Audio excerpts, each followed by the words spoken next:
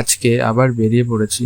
খুব খুব কি প্রচণ্ড মন খারাপ, কি বলবো, যতক্ষণ এদের সাথে থাকি ততক্ষণ একটু মনটা ভালো থাকে। যেই এরা চলে যায় কিংবা যখনই একা থাকি না, তখন না পুরো নিজে পুরো শেষ হয়ে যাই।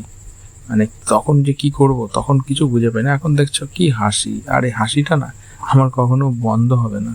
কারণ কি, উপরের হাসি আর ভিতরের কষ্ট সেটা তো আর তোমাদের দেখাতে পারবো না, কিন্তু মুখে একটু স্মাইল রাখি। ঠিক আছে, ফেক স্মাইলটা সবাই দেখুক, ভিতরে পুড়ে যাওয়া মানুষটাকে দেখতে হবে না। কারণ পুড়তে পুড়তেই মানুষ লোহা হয়। তো আমিও পুড়ে পুড়ে শক্ত হচ্ছি। একদিন হয়তো সব কিছু ঠিক হয়ে যাবে, আর একদিন হয়তো আমাদের যোগাযোগও হয়তো বন্ধ হয়ে যাবে।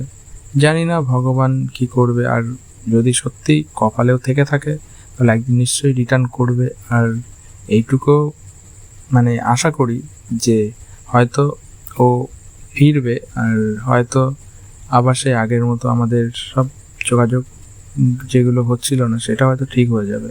ও হয়তো একটু হলেও আমাকে বুঝবে, একটু হলেও মনে পড়বে। কারণ কি, ও বলতে পারবে না যে ওর সাথে আমি বেইমানি করেছি।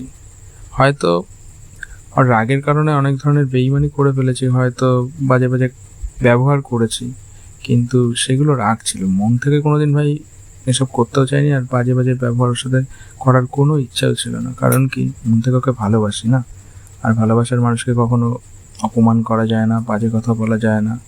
আমি তো ভাবি মাঝে মধ্যে যে ও আমার ফোনটা ধরুক, কিংবা আমাকে নিজে থেকে ফোন করে আচ্ছা এরকম গালি দিক, বেশি কথা বলুক, যে ভাই তুই কেন মরিস না, তুই কেন আমার সাথে থাকিস, আমাকে কেন এত ডিস্টার্ব করিস, তোকে তো আমি ব্লক করে দিয়েছি, তারপর তুই আমাকে কেন ডিস্টার্ব করছিস।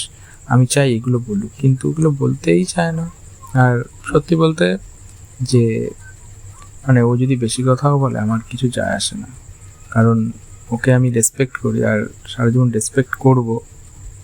তো কি আছে, রেসপেক্ট করে যাই। আর আর লাইফে অন্য কাউকে দরকার নেই। আর এটা শিক্ষা হলো যে লাইফে আর কাউকে এন্ট্রি দেবো না ভাই। ওই একজনকে দিয়েছে, ওই মানুষটা যদি ফিরে আসে তো ভালো, নাহলে আমার লাইফের কাউকে দরকার নেই। এই কষ্ট থেকে বেরিয়ে গেলে আমি আর কোনো রিলেশনের চক্করে যেতে চাই না। নমস্কার ভাই, ওইসব রিলেশন ফিলেশন আর হচ্ছে না, ওইসব আমি আর যাচ্ছি না।